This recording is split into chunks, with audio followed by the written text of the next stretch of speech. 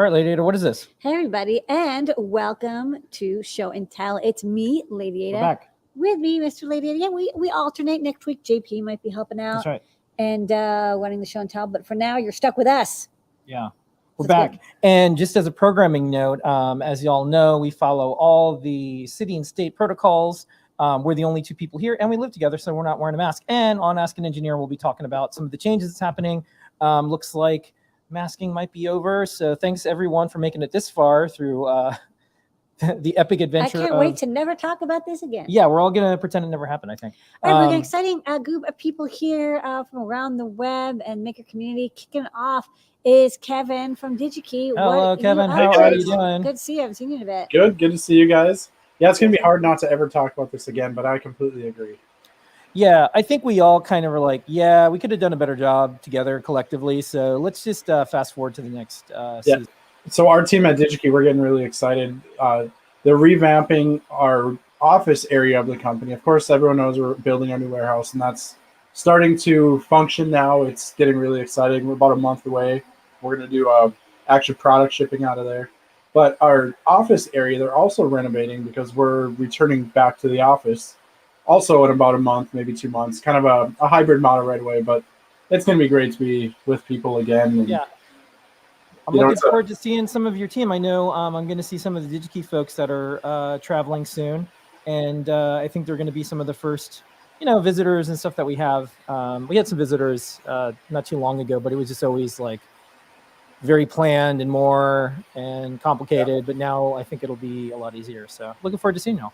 Yeah, well, fingers crossed. Open Source Hardware Summit, I'm hoping to be in New York, so that'd be great. I think you're doing virtual. Oh, that's right. They changed it. You're doing virtual. Yeah. Right. But you can still come to New York. But you can come visit anyways and watch it on your phone. Open source hardware is where you make it. Anyway, speaking of fun things, we have the Hackaday calendar. We did one last year, and it's been a couple weeks since I've been on with you guys, so I thought I'd share this with you guys, with Phil, with you and Lamore, and everyone else on Show and Tell. The Hackaday calendar this year is just as great as it always has been. Here, let me go scroll through it really quick. Yeah. It's really exciting, some of the projects that were part of the different contests that we had with Hackaday last year. There's so many people with so many really amazing, innovative ideas and ways to help save the world and just really cool things. The team over at Hackaday does such a good job on this.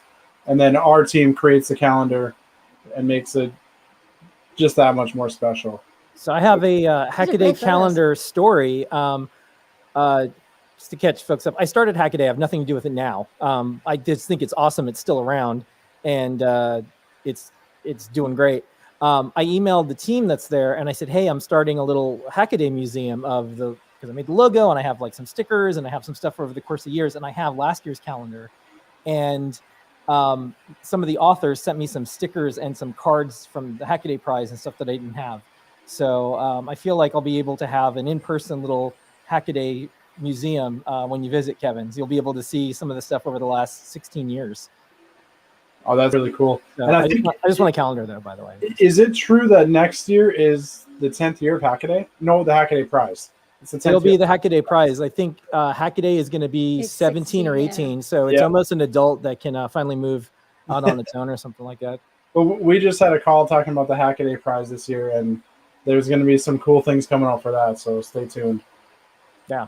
But yeah, I just want to share this calendar. Phil, I'll get you guys a couple of them. And absolutely. I need one for I need one for the museum. We'll be getting some out on social media. We'll be giving away to individuals. So all right. Looking forward to it. Thank you for doing this. Tell everyone at Digikey, thanks for putting this together. This is going to be good. I'm looking forward to all the days in 2022. So that's it's going to be great. I can fill it up with good news. All right. Thanks so much, Kevin. Thanks, Kevin. All right. Thanks. Take care, guys. All right. Next up, how's it going? Hey. Introduce yourself and tell us what you're up to. This is a special guest tonight. Hey, everybody. I'm Leigh Christie from Misty Engineering in Vancouver, British Columbia. We're a small engineering firm that works on intelligent and connected devices. So sometimes you could think of that as like, if you want to use buzzwords, AIoT or artificial intelligence plus IoT. But what it really means is that we're working on things like custom sensors, working on robotics. We build a lot of computer vision systems, and we also do a lot of wireless communication protocol type stuff in their associated chipset. But the thing I'm here today to talk about that we're really excited about is this new award that we're launching. It's called the Misties, and we kind of feel like this should have existed a long time ago. And basically, it's an award for the unsung heroes of hardware. It's an award for the people that work in the background and put their blood, sweat, and tears into projects, whether they're working for some giant corporation or independently. Maybe they founded a company, or maybe they were like one of the first technical people the founder hired for that company. So it's a very wide variety. A lot of people qualify for this award. But the one thing that all the nominees have in common is that they've put their blood, sweat, and tears into a product that was commercially released. So it has to have been, it's not for something you're currently working on. It's for something that you worked on in the past that was released into the wild and had an impact, some kind of positive impact on the world. So you can see more about the criteria there if you click on the link. But long story short, this is mainly an award to finally give individuals the opportunity to get some credit for where credit is due. I know a lot of people, engineers in particular, and designers in particular, and hackers in particular, tend to be a little shy nominating themselves. So what we're really looking for more than anything are like really active people that are part of the community that can go and nominate people. So if you can nominate like 10 people for this award, please do so. It only takes about 3 minutes per nomination form. We've intentionally made the nomination process as easy as possible. We have $10,000 in cash prizes coming to us from Nordic Semiconductor, SolidWorks, and some other companies. And we also have over $50,000 in-kind donations, like non-cash prizes. So that includes Nordic dev kits. We have some really wonderful gifts coming from Adafruit as well. Thank you so much, Adafruit. It's really huge that your offer is super generous. Thank you. Yep. And I guess I'm kind of rambling now, but should I answer some questions, or how does this work? No, we put the links in the chat. Stick around in all the social media chats, answer any questions there. Okay. And continue to come back on the shows. The URL is mistywest.com/the-misties. And we knew about this because Sherry, who worked on Maker Faire, our friend Janet, who runs a hardware company, told us about this, and they said, "Hey, Adafruit, can you take a look at this and nominate some folks?" We did the IoT Bill of Rights, and we also make a lot of the IoT hardware that people use. So we're like, okay, this is good. We don't do tons of things like this, but we do the ones that we do pick. We think are important. So thanks for doing this, Leigh. Thank you so much. Should I join in the Discord? Is that the best way for me to? Yeah, you should. Yeah. You should join our Discord no matter what. Join all 33,000 of us over there. I will do that. All right. Hey, bye-bye. Thanks, everybody. Ciao. Thanks so much. All right, everybody. So nominate yourself or nominate someone you know who's doing cool IoT stuff, especially ones that are doing open source and have like mute buttons and power switches on it, so you can turn the things off too. That's what we'd like to see. All right, Melissa, how are you doing and what's going on? I am doing good. I have a Feather Hazzah here, which has an ESP8266 on it, and a little project I've been working on for like, I don't know, it seems like a month, maybe a month and a half.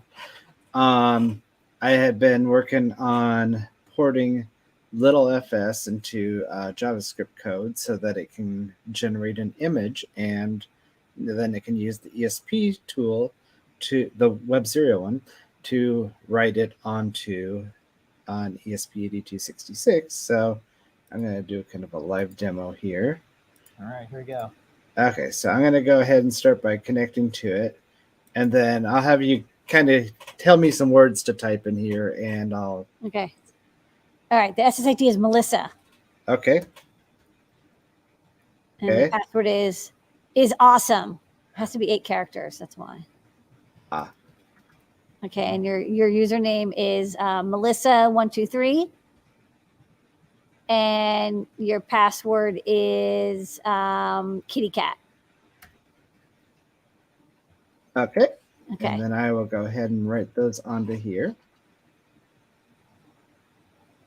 Oh, this is exciting. Wow. And then I'm going to go ahead and bring up an Arduino window here. Just a second. Is this your card? Is this your card? I'm going to actually share. I didn't share my Arduino window already. Let me. Do you want me to remove this screen that's on there so you can share the other screen? Yeah. Wait, there it goes. Okay, share Yeah, then you got to reshare it. screen. All Okay, that works. Okay, I'll Maybe. window here. Share. Yeah. Okay, Screen. Here's screen. so I'm gonna. Is that the right? Is it? Yeah. No, it's not showing the serial monitor. No. Let me try it again. Share screen. There Writing it is. firmware is easier than screen sharing. Okay, so here, yeah, seriously. And here is my serial monitor. So I'm just going to reset it. And you can see Dun, that dun, it's dun. showing those words I just You did typed it. here. Yay! Good work. It's not easy. I mean, like, taking a file system manager and writing in JavaScript, but this is really good. This is an interesting way for us to insert files onto embedded processors like the ESP8266 and 32 without, separate BLE tools. I prefer this. So I think this is going to be cool. All right. Yeah. Thank you so much, Melissa, for the live demo. More ways to make things easy for people to get things on hardware, on devices, via browsers too. All right. Thank you so much. Thank you. Next up. Noe and Pedro. First up, thanks for hosting Show and Tell last week. Yeah, of course. What you got going on this week here? Sure. Nice. This week we got a nice little 3-button switch, foot switch. Yeah, so Stream Deck came out with this foot pedal, and we're looking at the product page and going, wow, that's so cool. Wait a minute, we could just build one of these ourselves and add Your industrial TRS. design is looking really good. This looks like a finished So product. nice. I mean, it's just it kind of looks like a Nintendo Switch, but yeah. Yeah, this is foot switch. Yes. So, of course, AT, for assistive tech, or like we showed in the video with like a dog, if you can train him, he won't do it. Or your kid or something, you can, have it do something. But CircuitPython, of course, all 3D printed. And we wanted to update our past project that we had done with the foot pedal and update it with, just a third button. It's super easy to modify. All of the sketches, of course, we released because it's all open source and super easy build. One of the cool things that we're proud about it is we don't need a spring because there's already a spring inside here. So there's really just pivoting over these extrusions with these little nubbins on the little actuators. And it's just resting right on top of there. And, it kind of sounds like a Cherry MX keyboard. One of the things with supply, I didn't know if we were going to have the Cutie Pies or the RP2040s. And so swappable plate, so you can add any board that's available. That should all be compatible. Smart. And again, like we were saying, cool. Yeah. All the TRS switches or jacks fit in there. Same thing with like if you can't get the switch, you can just print out the bracket and get a different one that'll fit in there. So everything's Those are modular. standard. Yeah, those are standard issues. So Yeah. I like how that's how we have to think of projects. Like, well, if you can't get this, then you could do this. If you can't get this, you can print this. If you can't do this, you can take this out of this. Yeah. This is one nice thing about open source, though, is like you can swap between them. Yes. Yeah. So then Noel was like, oh, I should go ahead and update the one we did before. Oh my God, 6 years ago or something? Yeah, we got a lot of foot switches this week, folks. So this is our older one that we did. This uses the Trinket M0. When we did it, it kind of predated the Learn Guide repo. So we went ahead and updated that and made sure we used like the latest USB HD library. So it's all updated. So the code is all nice and clean, and we can update it through GitHub and all that. So it's the same exact thing. It's just you got to update CircuitPython. I know, but it's nice to go by and you clean, you clean the cabinet and you clean your project and you do the sweeping and it lives on. People build their own projects. It's funny because like even the bootloader was like bootloader like version 1. It's like we're on like 3.7 or something. So that one's all good to go. I also thought I'd make one for the Cutie Pie, like a single switch one. So I went ahead and did that too. So we got our Cutie Pie RP2040 in there too. Okay. The exact same design, similar design, but yeah. You're got that plate in there too. Yeah, we're all switching today. Yeah, tune into 3D Hangouts. So it happened earlier this morning, and one of the suggestions was like, "Oh, does this work with like sweaty feet?" And we were like, "We should put like a fan in there for the next iteration." So check that out. We'll go over all the CAD. One thing you might want to do, and like here's your product idea, Glade. Have one that can fit those little Glade things that the little cartridges, because there's ones.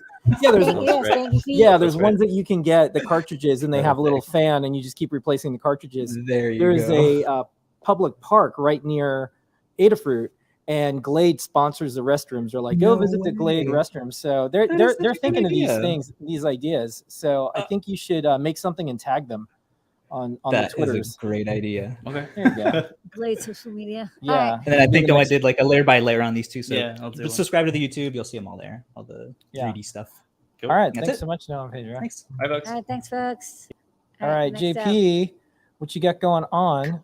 Well, now I want to add Glade switches to everything. I know. We could do smell-o-vision too, where if you happen to have the same Glade IoT device that I guess we make, we could turn on the fan over Adafruit.io. We can all smell the same thing. I saw someone showing a thing like that at E3, the game developers or the game show years ago. It was, I think, a 16-cent tray USB. Yeah, I remember that. I think I wrote about that in Engadget. I think I was in Engadget. I think, Oh, that's funny. So I'm doing more phone business here, more phone stuff. And quick aside, I started off this project, which is using dual tone multifunction touchpad instead of rotary dial, which was my last week's project. That's the old stuff. This is the new stuff. I was surprised during my live stream last week when I took this apart to find that this particular model of touchpad, there were kind of two major generations of them. This one's basically a mechanical crank linkage system for the matrix. It doesn't have a digital matrix. So you'll see there's like little switches that get pressed along the sides, 12 of them based on what keys you're pressing here, which then are talking to these tuned oscillators in this inductor, and that's actually creating the dual tone frequencies that are then sending to the network blob on the phone there. So this is actually way more complicated than what I was expecting to find. I'm actually going to pivot the project to using a much more typical newer version, which is a matrix keypad. And if you show my camera view, you'll see this is a more modern phone. I'm actually going to get a 2500 model like that has the nice design, but the easier to use keypad. And if you check this one out, what I've got is I'm just wired to that matrix into my feather here, and then I have a display showing what I type in here.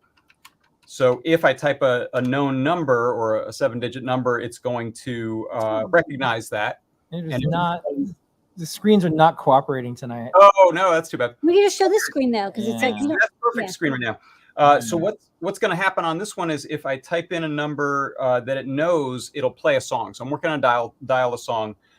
It's going to be a little hard to hear it, but I'll try to put a mic on this receiver, just because the receiver you kind of need to put up to your ear. Hopefully I don't get too much feedback, but here we go.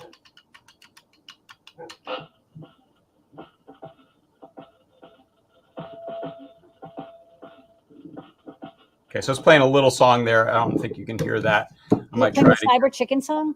It is, yeah. It's playing my little chicken song. Yeah, you can hear it. It was just a little quiet. Good. Yeah, it's real quiet. So I'll work on miking that a little better for the show tomorrow. So this is just kind of the nitty gritty of getting this project up and running, since I wasn't expecting to find that. And there's not a good way to use those switches because they're kind of all tied into the inductor pairs. Yeah.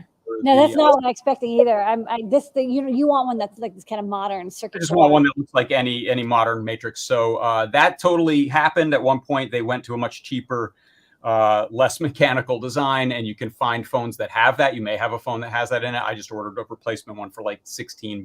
That's hopefully will be here soon enough for me to pick up that. I'm glad that it's JP, where the P stands for phone. It does. It's me, John Phone. Right. John Phone. Thanks so much, JP. And we'll be playing some of your videos on Ask an Engineer tonight with some of the rotary phone stuff. And then tomorrow is JP's workshop. And next week, you're hosting Show and Tell. Thank you in advance. Oh, yeah. Bring your cool stuff. Bring your phones. John Phone. Very much appreciated. Okay. Thanks so much, JP. Thank you, JP. All right. Next up, we're going to go to Jeff. How's it going? Jeff Hello. has a it's looking surprise. a little dark here tonight. It's the that's nothing Batcave. to do with what I'm This is showing. a promotion for the upcoming Batman film.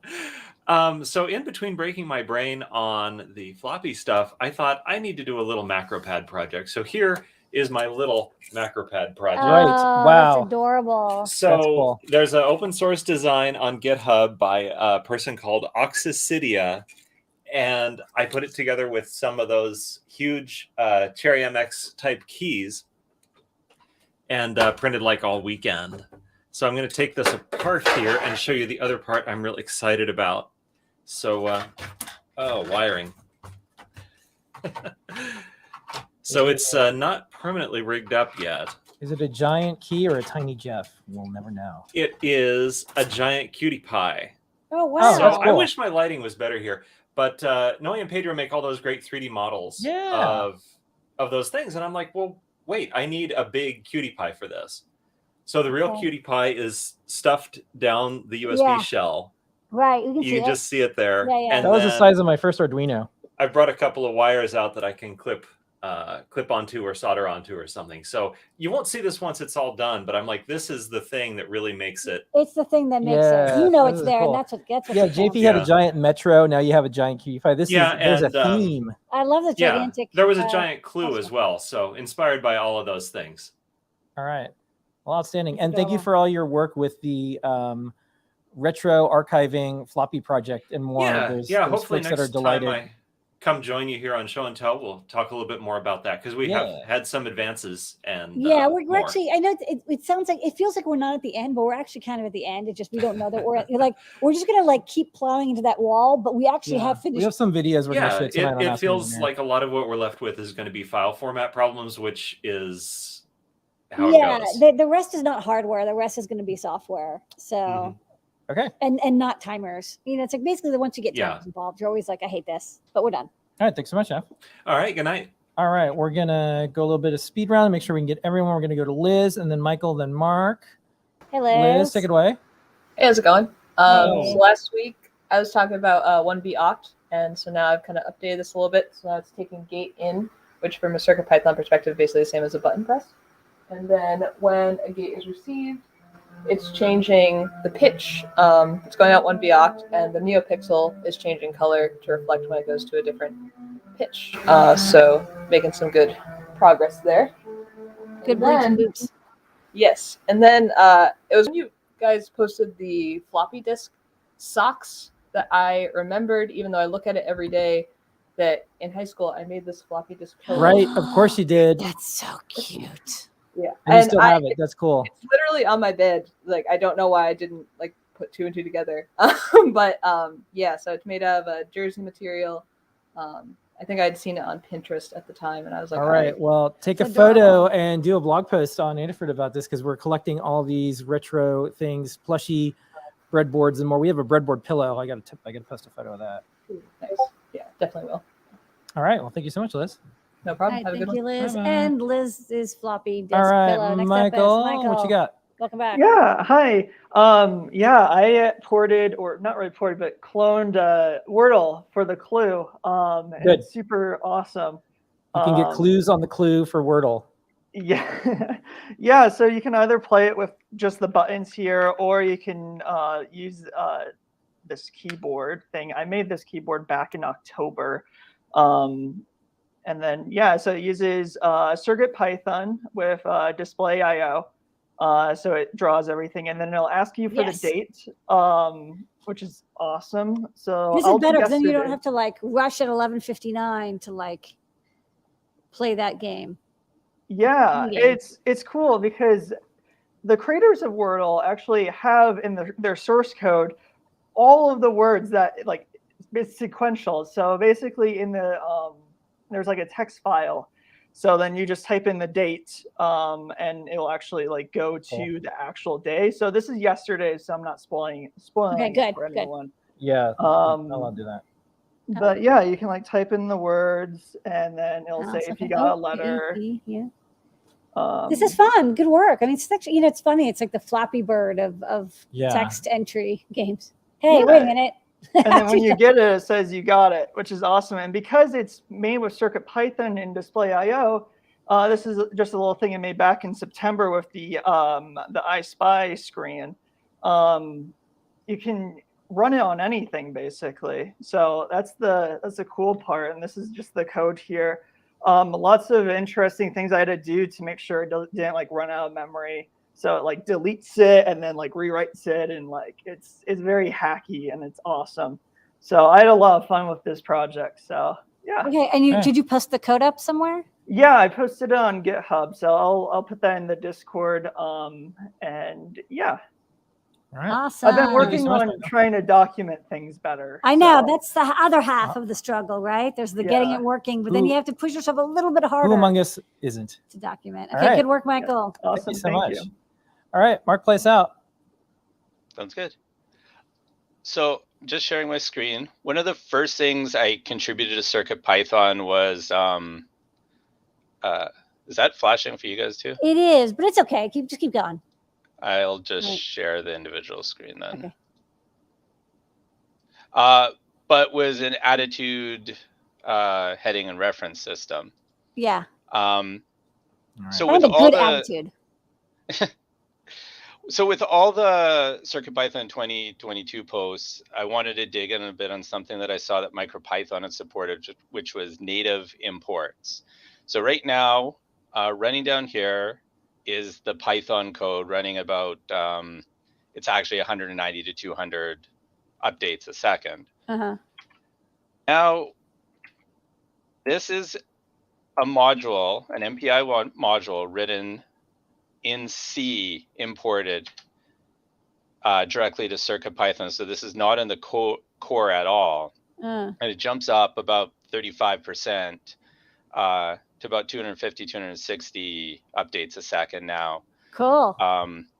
It wasn't seamless. There was a little bit of work to get the MicroPython code fully working in CircuitPython. I'm not really sure if it's worth it in the end, but as a proof of concept, especially for modules that aren't used a lot, it could be useful. Yeah, I think, people can compile it in. But another thing about AHRS is you really do need to be doing the updates constantly. And so being able to hook into a timer to do it, like that's one of the reasons like CircuitPython isn't really good at doing like magic on its own, is because you have to be reading and parsing the data, or once if you skip anything, you start drifting because you have to catch every gyro reading exactly at the same time. So I could see a benefit if it was like running in the background the way like we have wave playback running. Yeah, and that was one thought that had come across in some discussions before, was can you import a native module to run on the second core on the controllers that support it? Yeah. Yeah, so as a proof of concept, I'm glad it worked. I don't really have a use for this right now, but it was just more to see if I can do it. All right, sweet, good work. All right, thank you so much, Mark. I think this goes in the category like sometimes there's that itch you have to scratch, and you're just like. I totally get it. Yeah, I mean, by the way, you should still commit it, even if you don't have it turned on. Somebody will use it, because I've seen people ask for this before. We're going to be asked about it as soon if you don't, so you should. And somebody else might pick it up and take it forward and add that second core pinning. You never know. Yeah, no, for sure. I'll clean it up and get something in. All right, thank you for the contribution. Thank you so much, Mark. Thanks. Thank you, Mark. Thank you, everybody. That is our show and tell for the night tonight. Thank you, everybody, for making this the best 28 minutes of our week this week. JP's hosting next week, but we'll be back the week after that, and we'll continue to do the show and tell. We've been doing this for over 10 years. We're going to keep doing it. Thank you so much for joining us. Ask an Engineer starts in like 1 or 2 minutes. Bye, everybody. Bye, everybody. It was good to see you.